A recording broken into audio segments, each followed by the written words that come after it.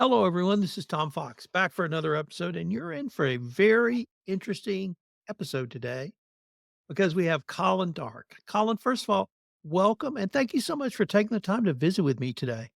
Thank you. I appreciate it. Colin, you have a fascinating professional career that's got lots of twists and turns, and it ends up in compliance, or at least it's at compliance right now. And so I thought maybe it would be a good starting point to tell us about your professional background. Sure. I'm an attorney by education, I guess. So, been a practicing attorney for a little over 20 years, mainly in banking and finance. Probably 15 years ago, went in house and really enjoyed that. Really enjoyed getting ingrained in company culture and really understanding the people that make the processes work and implement any of the legal advice I would give.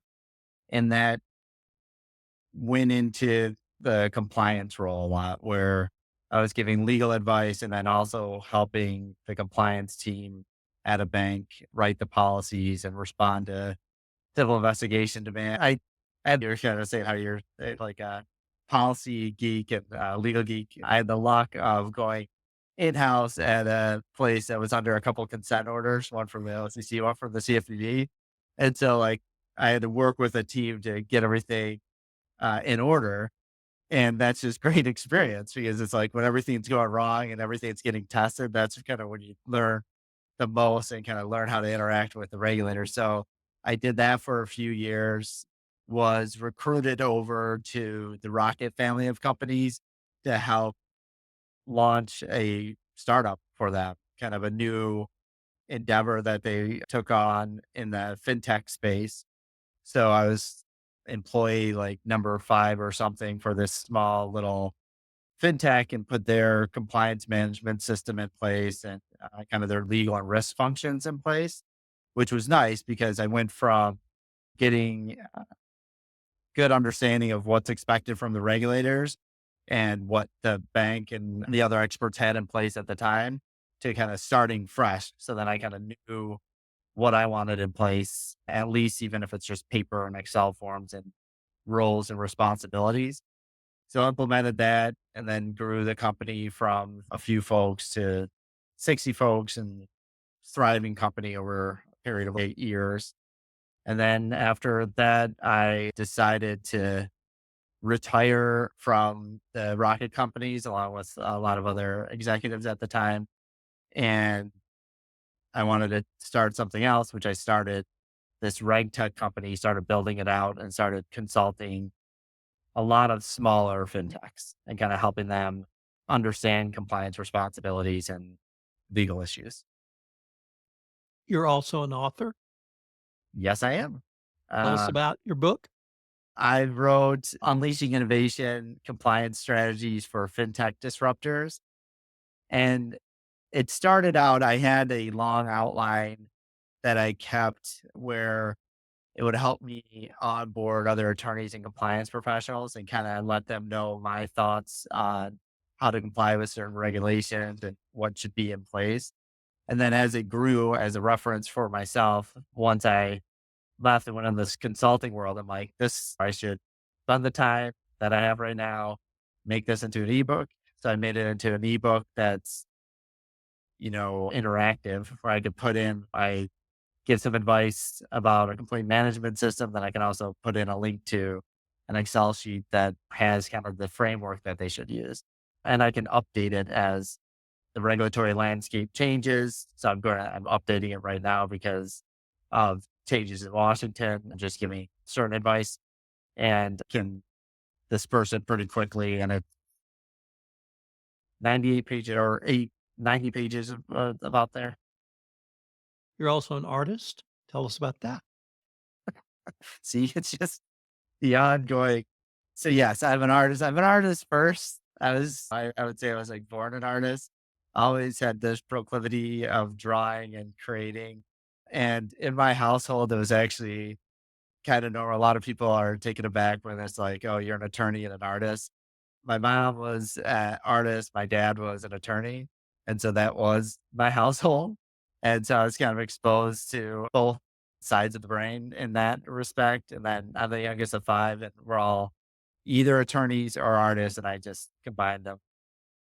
And Perfect for the baby. yeah, exactly. And so finally, Yeah, 2 plus 2, now we gotta have one that does both. It took me about 25 years to make the in-house move, but when I did, I found, to my utter surprise, it was as challenging an environment as I had seen in private practice. And my story is I dropped into a company that had just concluded, the settlement of a Foreign Corrupt Practices Act violation. So my flavor of compliance is anti-corruption compliance, or at least I started in that. And this was '07, and back then, you didn't do your remediation until you had settled. So, I was part of the new management team that got brought in to write policies and procedures and actually build out the compliance program with a monitor in place, robust monitor, I would note, and DOJ oversight. So, I had a similar experience of doing that, and when that company got sold and that job went away, I, decided to be the nuts and bolts guy because I found I enjoyed actually building out compliance programs inside corporations for the process and structure. So I found that really interesting. But let's talk about CompliSun, if I pronounced that. Do you guys do, and what's your role in that organization? so I'm the co-founder and CEO of CompliSun, and it is AI enhanced compliance management system. So it's really what I wish I had in place when I was at my previous roles, and I had the time to kind of frame it up for, and I like knowing your background a little better now too. Like this is something you would appreciate. So it's one platform that can bring in all your different disparate systems. So if you're using just PDFs and Excel sheets, or if you have Confluence and Jira or other various systems that you store your different components of your compliance management system. So your policies, procedures, complaint management, monitoring, testing, and trainings.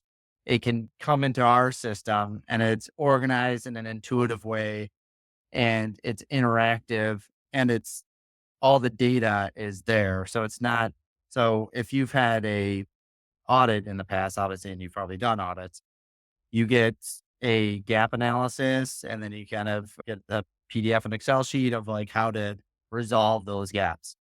So this would, you do that initially, or you'd have your compliance professional or someone on my team do that. But instead of just a PDF and Excel sheet that you look at for a couple months and then put away, you have this living system that's tracking and growing and scaling with your company. That's saying, here's an area like regulatory risk assessment that's saying this area was good 6 months ago. These are some rules you put in place.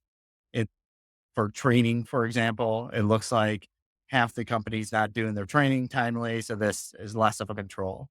Or your complaint management system shows that these tier one complaints you're supposed to respond to in 24 hours. This based on the monitoring and testing data, you haven't been responding within 24 hours. It's been like 48, 72 hours. So like starts flagging those risks as they grow. And then it just has fun features where the policies are digital flip books that have links to the procedures they talk about or to the trainings. And then the trainings are also, you can either have your own trainings that we digest into the system, or we can create interactive digital cartoon trainings for you based on what's important to you, and kind of have your logo, even have the cartoon characters look for like someone in your office, and execute that quickly so that you have, I particularly like micro trainings like throughout the year versus just the annual barrage of trainings that everyone like kind of cheats off each other and tries to get through as fast as they can. So doing the little micro trainings that you can have your team members or the CEO say like this, I don't like this part. I wish it said this. And then we can make that change quickly. Or there's a new regulatory change or a new law that they want to get out to the team, or just even an operations flow change or compliance operation flow change. You can create the new policy, create the training in less than a week, and have that output it to your team, and then your system is continuously tracking it still. Who are your primary customers? Is it smaller fintechs? Is it components of a corporation? Is it perhaps even a financial institution or maybe all of the above? So all of the above with our ideal client right now is a compliance consultant, fractional compliance officer, or an attorney in adding this to their offerings where we can help them onboard their clients on our system. When I talked about like a compliance professional coming in and doing the assessment of the compliance management system, they can use our system, create everything for the client, even a new fintech, or it could be an older fintech or financial institution that has just outdated or very voluminous policies and procedures, and they can onboard into our system. So one, they have a good picture where everything is and if they're complying. And then two, the consultant has stickiness with the client because they're going to give them the advice, and their advice can actually feed into the AI and the chatbots and this report card feature that we have to kind of ensure that a CEO could jump on, see the dashboard and say, okay, we're in good health, and jump out if they want, or come in and see, okay, this is a C versus an A. We have to dig into the complaint management process. Colin, I tell people at almost every speech the three most important things about any compliance program are the following, and everybody leans forward. It's like I'm about to give them the secret sauce, and it is the following: document. Whenever you do, document. I started saying that in 2007, and I still say it 2024. But it occurs to me that you have actually expanded upon those 3 words by creating a strong compliance, or rather a defensible compliance narrative through a strong compliance story. Could you tell us about how you help a company create a story that you can share or tell to a regulator? Yeah. So that's a big part of our design and how we structured our system out of the gate. And this is something that I've gotten a lot of compliments from the companies I work with is bringing everything together so that it can be explained thoroughly and quickly to a regulator. So what I mean by that is a lot of companies have the nuts and bolts of a compliance management system, but it's lost in a 200-page document, 168-page document, or a lot of disparate systems across the organization. And sometimes because it's in a bunch of different systems, things will get lost in the cracks, and there will be particular owners for something because it's hard to have one solid picture of what's going on with the organization's compliance program. But even the cases where the company is a good citizen, they're doing the right thing. If there's an issue, they quickly resolve it. If they can't tell their compliance story to a regulator, and it takes them a couple weeks, a couple months to kind of put together a presentation to show how everything was interrelated and how they were on top of everything, because they're busy putting out fires day in and day out. They don't have the necessary time or bandwidth to step back and give a broader picture of what's going on. And when a regulator comes in, a lot of those folks, even though they need to be putting out fires, and this is like folks from operations and compliance and legal are all pulled together to create this PDF or PowerPoint presentation to show the compliance management system. So ours is designed so you could actually just give access to the regulator. The regulator comes in, you give them limited access, but they can flip through all your policies and procedures. They can flip through your training and see that you're taking care of it, and even ask the chatbot, like, how are they complying with the SCRA? And then get a response with the link to the document. And you feel comfortable that you're, instead of waiting, the regulator doesn't have waiting weeks and months, they get it immediately.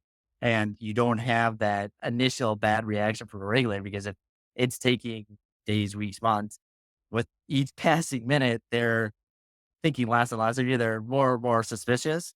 And so they're going to dig in deeper and deeper. But if you are able to tell your story right away and show, like, here, I'm a responsible citizen. Here's how I'm tracking everything. And here's how I'm monitoring everything. And this right on the front page, this report card says that we're doing great. We have this compliance team come in to calibrate it to make sure everything's working well. You're not interesting. And that's 100% what you want to be to a regulator. You want to be very boring and not interesting because you have everything locked up. So then they can go down the street to something that's a little more interesting for them. Colin, about 40% of my audience is in regulated industries, whether banking, financial services, fintech, healthcare. So that means 60% are non regulated.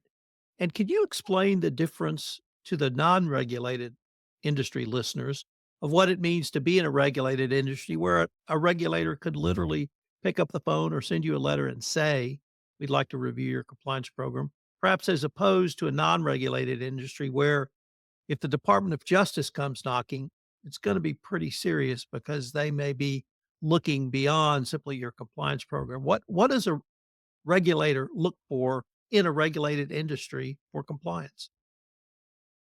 So it depends on the industry, but the heavily regulated industries all have oversight or have federal regulators and state regulators with oversight over them.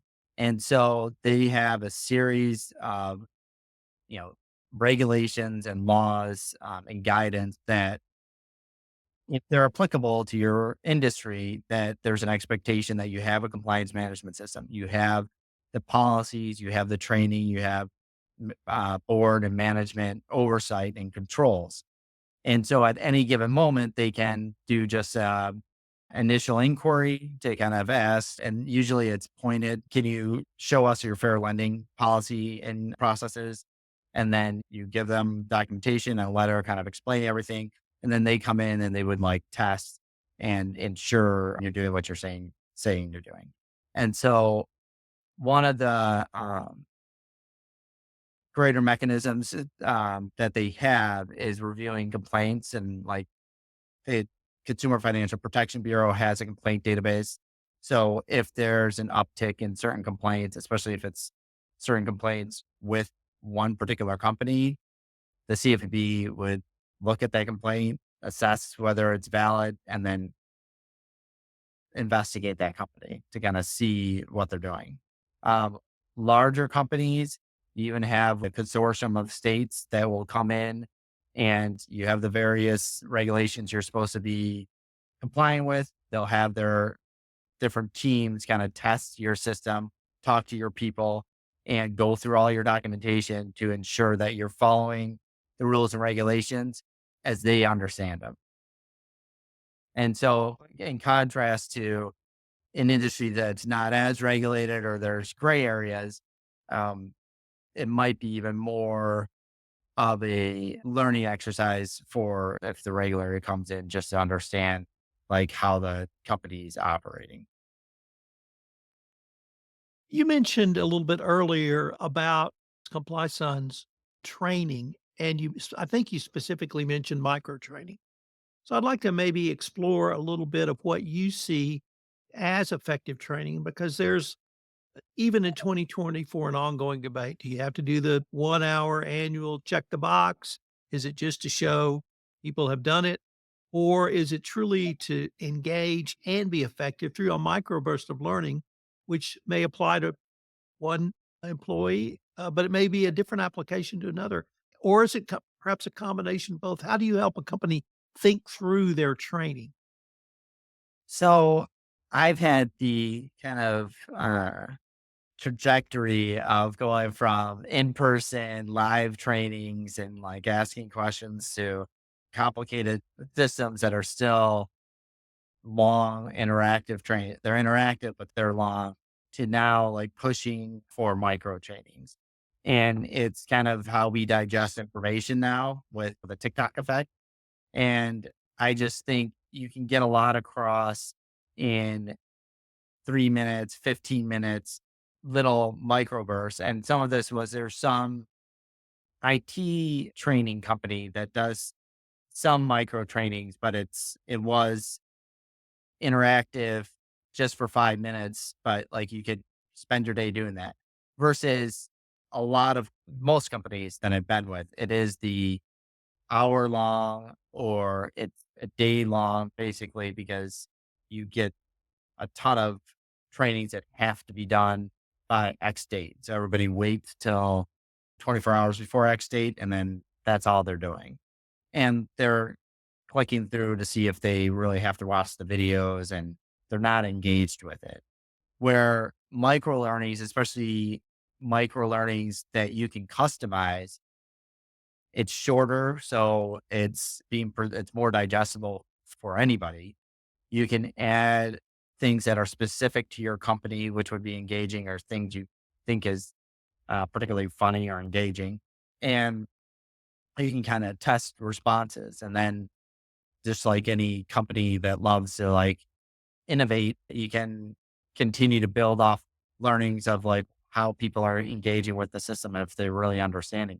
Because if you're doing the trainings and it's compliance and operations, just everything about the company, like your onboarding's easier and you're getting more engaged team members that have a better picture of the company as a whole. And so they understand why something might be a rule or something might be a regulation of like why marketing has to run everything through compliance, and it's throughout the year and still like easily accessible and searchable so that you don't have the memory lapse where somebody might have a really good sense of what the company's policies are January because they did all the training, but then 6 months later they forget all of it or most of it. So it's phasing it out so it's more engaging and people are able to really interact with it in a meaningful way. I think it's just a better way to like run the process and take advantage of the process. You have to have the process anyways. So why not make it a little more engaging and more meaningful for your team members? Colin, how is CompliSun revolutionizing compliance with AI?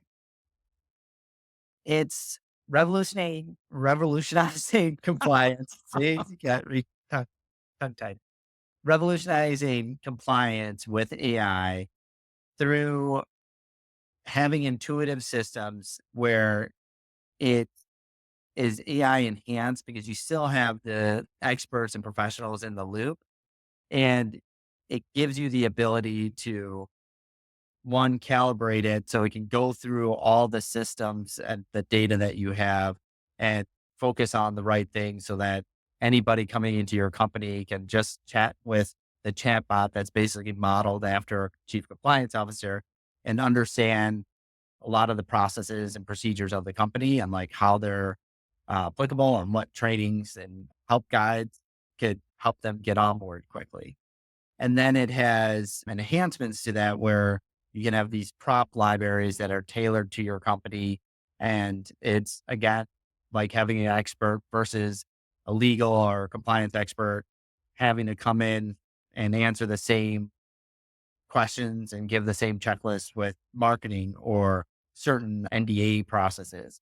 You just can go through the process and have it there with the AI kind of teaching you and you going through their system and even inputting your marketing and it giving you an initial assessment. You then can bring that to your legal or outside professionals. And what would take outside professionals hours to kind of digest what's going on and then give their inputs and go back and forth with the client, it's like 30 minutes because you've already done the legal and compliance work and you've cleaned it up a little based on the calibration they gave you. And now they have a pretty much finished product that they might have to make little changes to versus having to rehash the whole thing. And then finally, you can leverage AI agents. And I like this in particular because with compliance professionals and legal professionals, sometimes they're some of the brightest, most innovative people at the company, but they, like I said earlier, they're putting out fires left and right.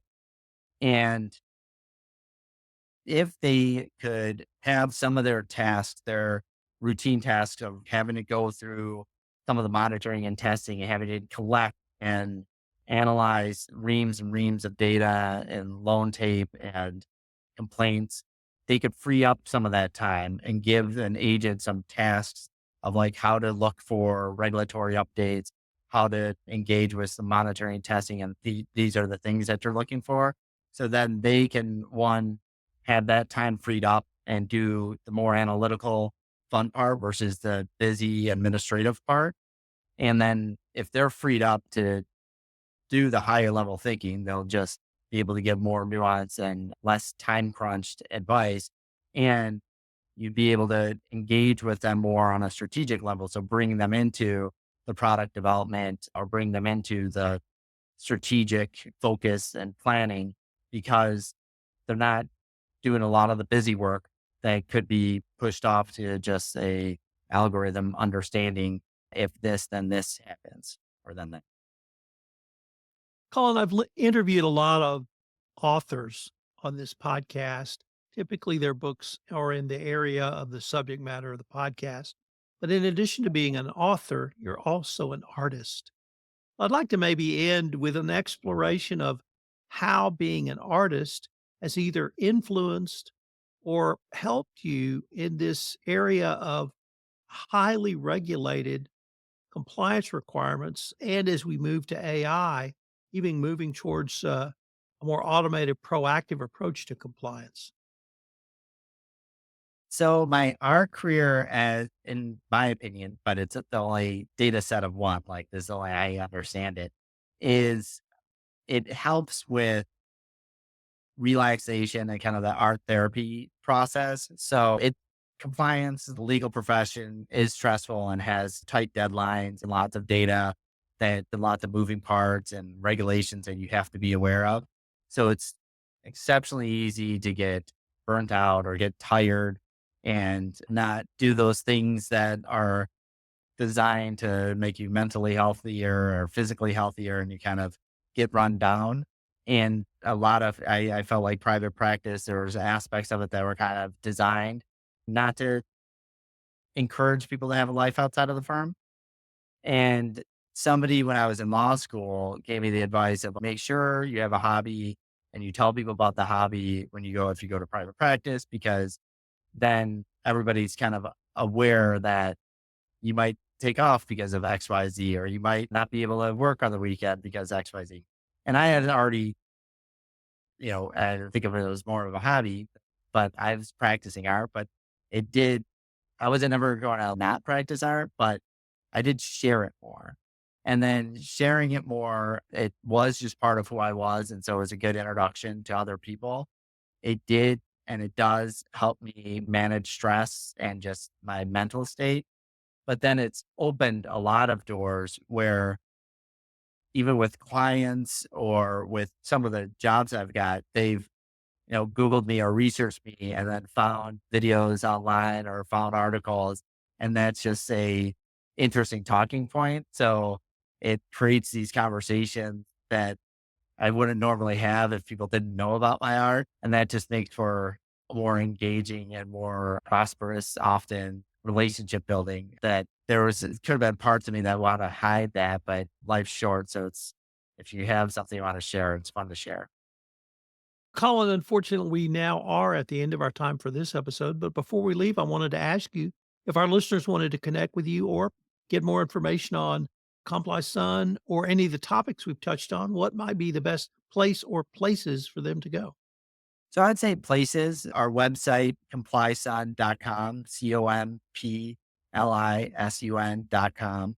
And we have a resources page and a chat bot that you can start learning more and more about what I'm talking about. You can reach out to me on LinkedIn or you could email me at colin.darke@complisun.com. Colin, I greatly enjoyed myself today. I hope we can continue this conversation. Thank you. Really appreciate it, Tom.